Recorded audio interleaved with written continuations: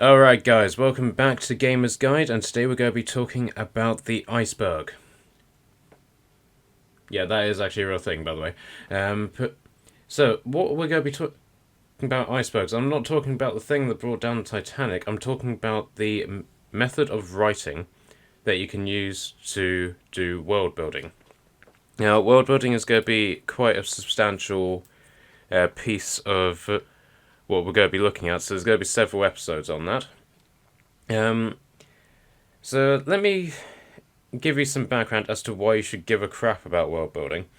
And it all basically comes down to this theory, or doctrine, or whatever, in the writing universe, that basically that there is no such thing as an original story anymore. But pretty much the idea that everything has been done to such a massive degree over the course of the history of fiction that there's no such thing as an original story anymore. And to a point, I can see where they're coming from. A lot of stories, particularly things in the fantasy genre, are very much tied into other sort of like storylines which have already come along. So say like the hero's journey style storyline, where you have a guy who's effectively a normal everyday bloke who then, comes along like this wise mentor, sends them off on some wild adventure because that's what the story is, and so they then come back and take the place of the mentor. But yeah, that is sort of like the basis for a lot of fantasy stories, and as you can imagine, it's been done to death. So if you've got all of these concepts that nothing that you'll ever do will be original, why don't you just say, well, I don't know, Tolkien did it, Game of Thrones did it, Lord of the Rings did it, why not just go read them? And this is where world building comes in. This is where your original content is, because you can have the exact same storyline as something like Lord of the Rings or Game of Thrones, but how you sort of say, this is my world, this is what it is, that is where your originality comes in. So just imagine how Lord of the Rings could have been if, say, I don't know, every single character in that storyline had access to magic and everybody could fling fire from their hands. While it would still be a story of like a chosen one average guy taking the weapon of utter darkness to be destroyed, just imagine how different the story would be if everybody could channel fire from their hands, like in sort of like the Elder Scrolls. So this is basically where world building comes in and why it plays such a massive importance in fiction. Now, I'm going to be looking at this specifically in terms of fantasy fiction, which can also be dubbed up into things like science fiction, epic fantasy, teens, supernatural stuff. All of this sort of comes in the same area, except when you're looking at it in terms of, say, non-fiction or anything like that, or real-world fiction. Because a lot of that is basically based on, a real-world world-building tool. Obviously, you can do world-building with real-world stuff, but it tends to impact less on the storyline because the audience are already very aware of what the real world is. Okay, so let's move on to what is the iceberg. Okay, so here's a picture of an iceberg. Now, as you can see, the top of it is much smaller than what is underneath. Whether that's an optical illusion or not, that's not the point. But the idea of this is that the iceberg itself, as its entirety, is everything that you know about what you're world building.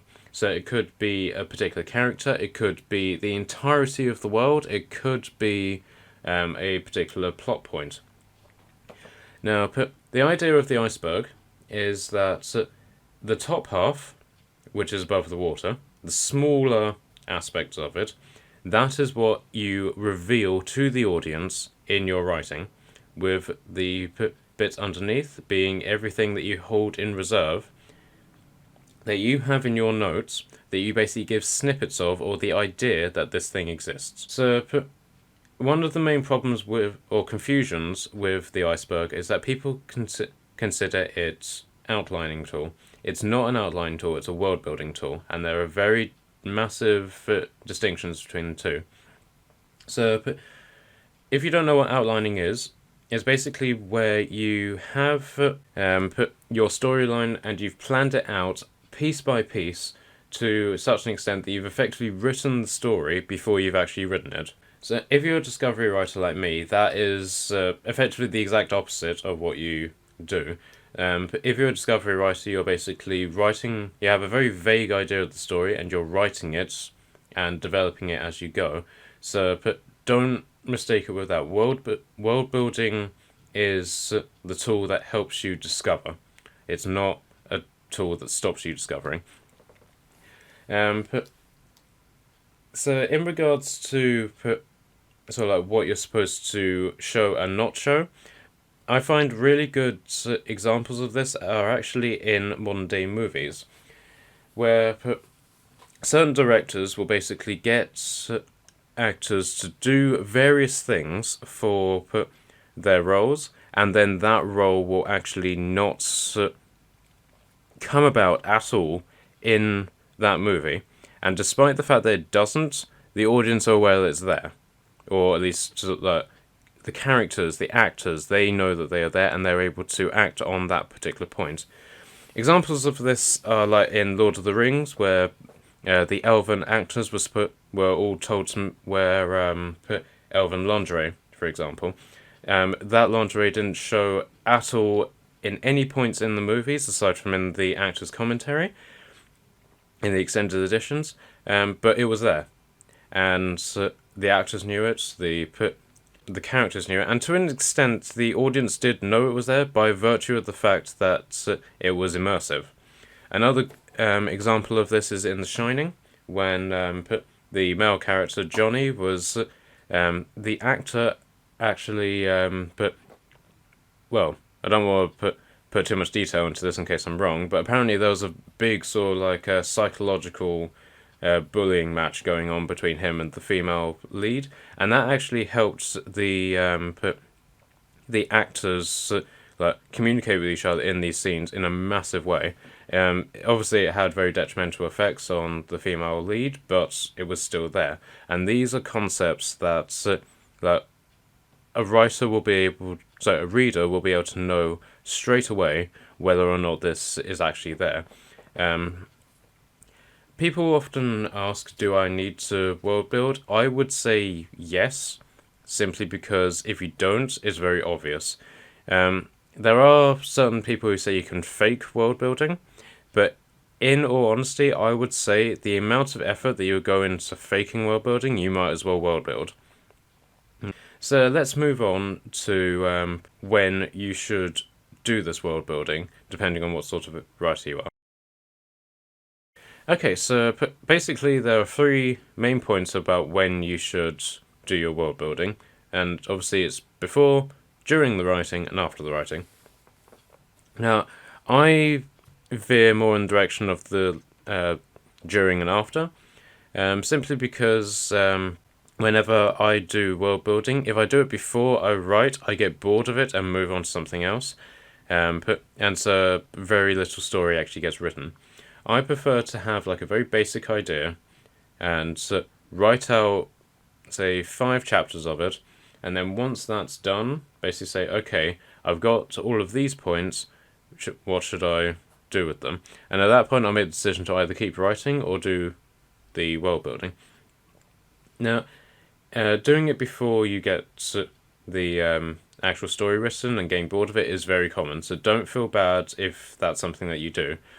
Basically, the idea of doing this world building came from Tolkien. So, basically, the idea of Tolkien's world building is that he never stopped. He was constantly doing it, even long after his books were written. And that's where we get massive encyclopedia-style books like the Silmarillion coming out, and all of these notes, which are constantly being updated by the Tolkien estate, are constantly being put out there. And because Lord of the Rings has such a massive fan base and that we're nerds, we want to know everything about this. And that sort of ties into where prologues came in. So Tolkien basically did all of these appendixes at the end of his books. Everybody loved them, so the industry basically just said, people love these appendices, let's put them at the front. And that's where you get the concept of info dumping in prologues. I'll do a piece on that later because we're focusing on this. But the idea of this so substantial world of world building, I think it's, for like an average book, I think the ratio is like a 40,000 word world building to a full 300,000 word book. So, and that can be incredibly overwhelming for a new writer, particularly. So, I would basically say, do your initial writing, if not the entire thing, and then focus on your world building.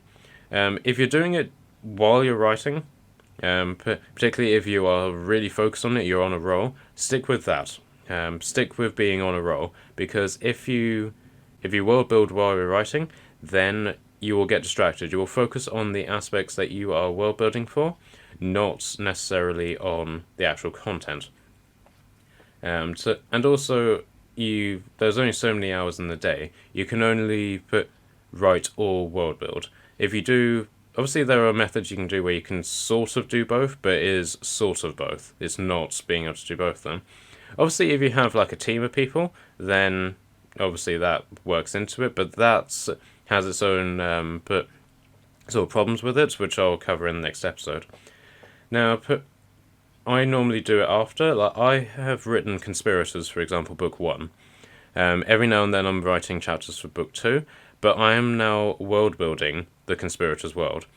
I'm basically doing my world building and rewriting aspects of book 1 before it gets published. Obviously, once the book is published, you can't go back. You can't make the rewrites unless you're George Lucas, of course, but that's another kettle of fish. It works for me. I would basically say, write the book, keep it as a first draft, do your world building, and then rewrite your book to basically accompany the world building that you've done. So now that we've done sort of focused on the when to do it, let's talk about how to do it. Okay, so this bit's going to be in two sort of parts. It's going to be how to use world building in terms of your particular methodology, and then we're going to be talking about how to get it across in a realistic way in the narrative. Okay, so let's focus on the methodology of it.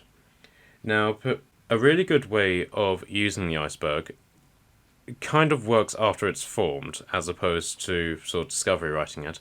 So, once this is working on the assumption that you're doing your iceberg building after you've done your first draft.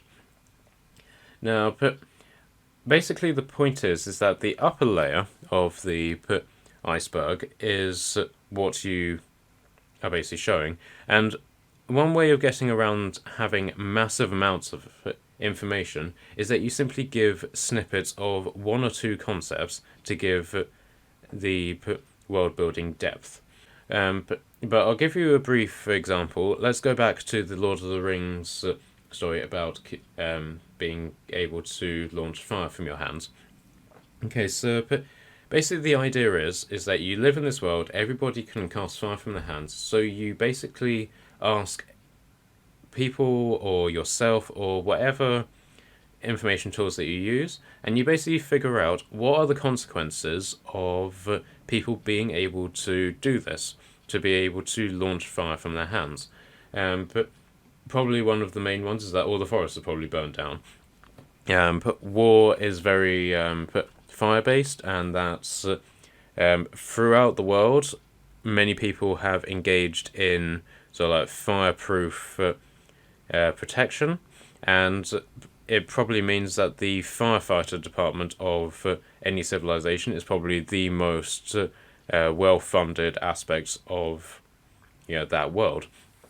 Thing basically just getting like 3 or 4 points on that adds massive amounts of depth to one particular aspect of what you are basically doing, and basically giving these examples for that very one particular thing in a storyline basically shows that well, you can basically use that to trick your audience into thinking that you have that level of information for every aspect of the world.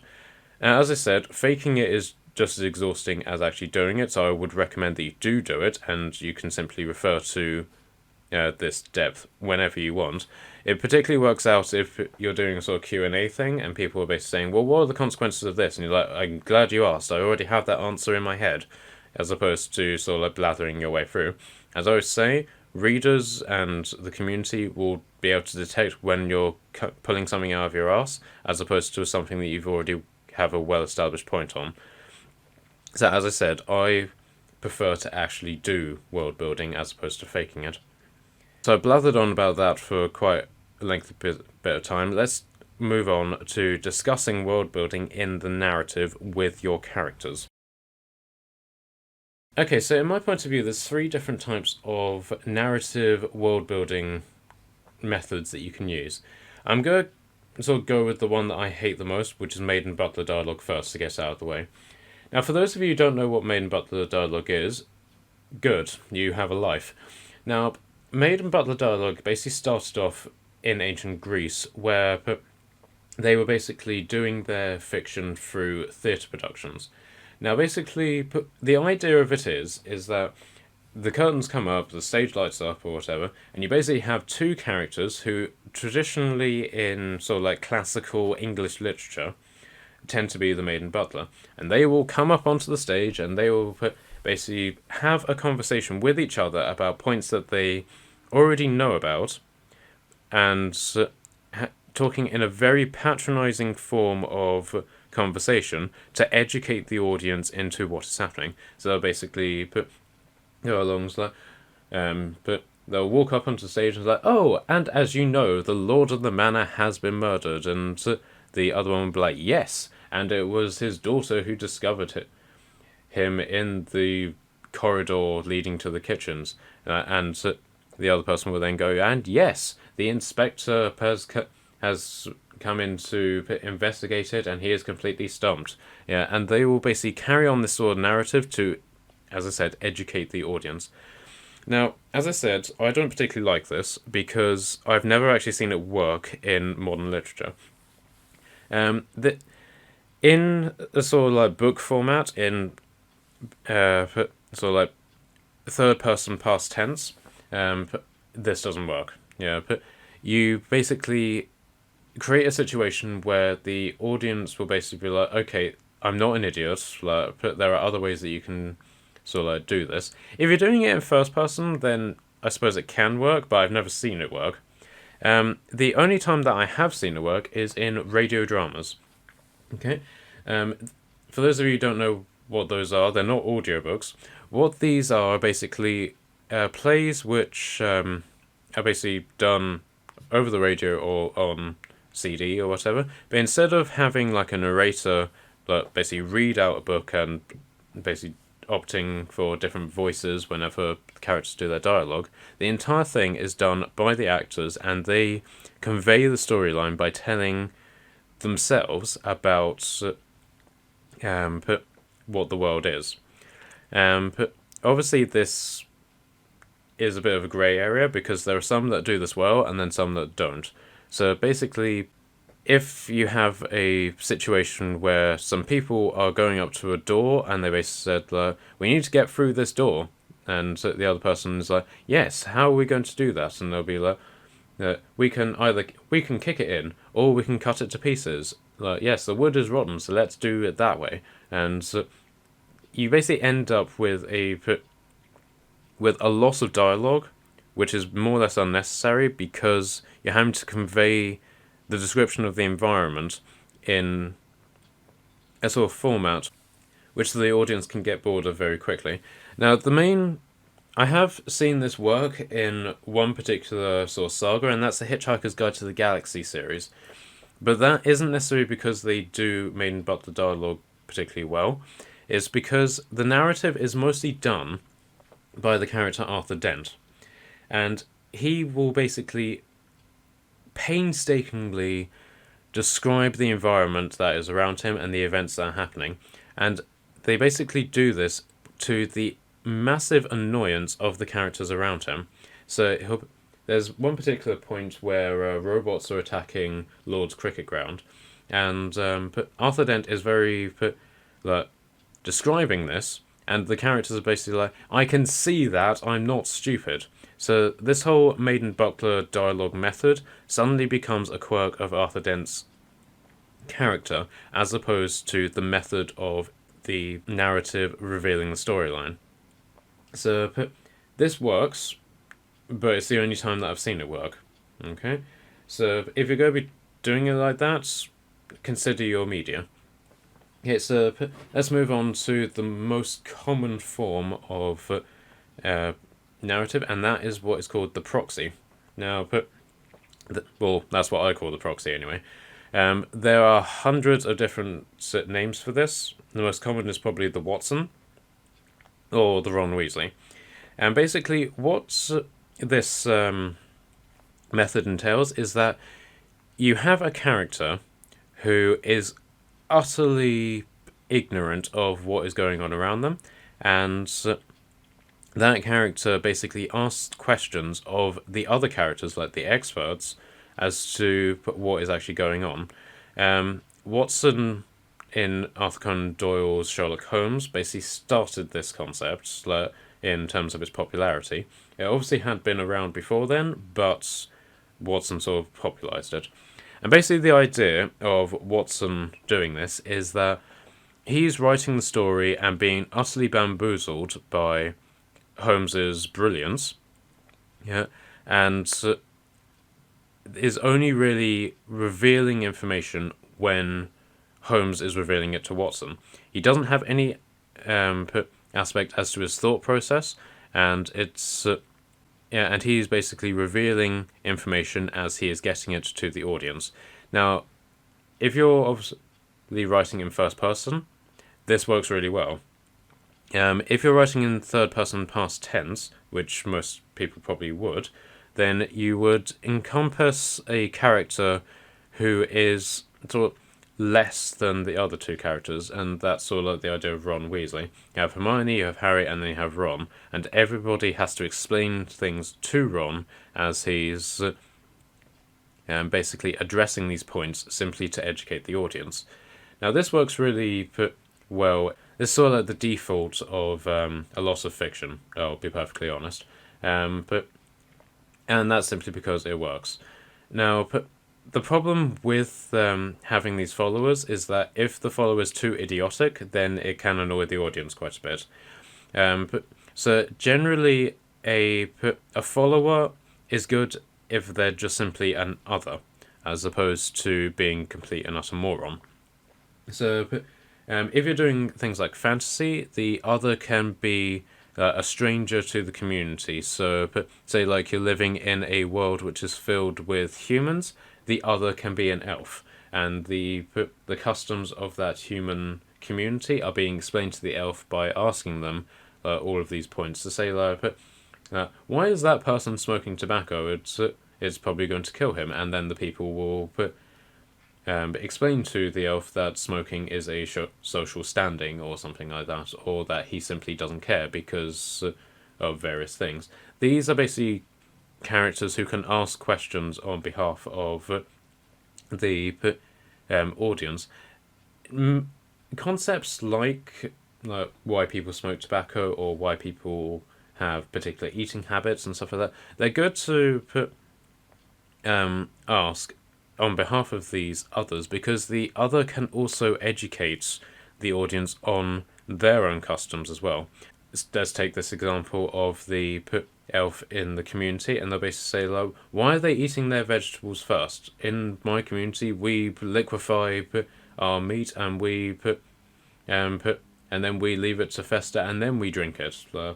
And so that's basically a point where you're educating them on the elven community as well as the humans. Now, in terms of like human communities to other communities, generally speaking, the human point will be fairly self-explanatory. But if you have these interesting quirks, then obviously throw them in. And finally, the third one, which is I call the monologue. Now, the monologue is something that I bring into my writing as conspirators quite often, and that's basically where the characters will have their dialogue, and then I will sort of stop using the dialogue method of he said, then he said, and then this person responded to that, by basically summarizing the entire conversation, basically saying the two characters talked for several hours, and by the time that they finished, the candles had burnt down to nothing, for example. And during that sort of dialogue scene, I will then explain to the audience what they're talking about and one or two consequences of that. Now, this only works if it's done right, because if you don't do it right, it can immediately distract the audience from what is happening in the plot. I'm not saying I'm an expert in this, far from. I am going to probably get a lot of distracted points in my storyline. So use this with care. Have your sort of world building ready while you're doing that, if that makes sense, so you can immediately refer to it and give it depth. Because if you're just making it up as you go, the audience will know it immediately. Okay, so that's basically the end of this talk on world building. Next one is going to be an argument of depth versus width in relation to world building. Now, I will say world building and the Iceberg are tools which I recommend you should use, but don't feel that you're under any obligation to use it. And more importantly, don't feel that you're a shit writer if you can't do it or if you're struggling with it. I would simply say work with it as much as you can. If it doesn't work for you, find something else. If it does, stick with it and enjoy it. That is the main thing. So with that in mind, guys, I'm going to sign off. Nice having you here. Peace out.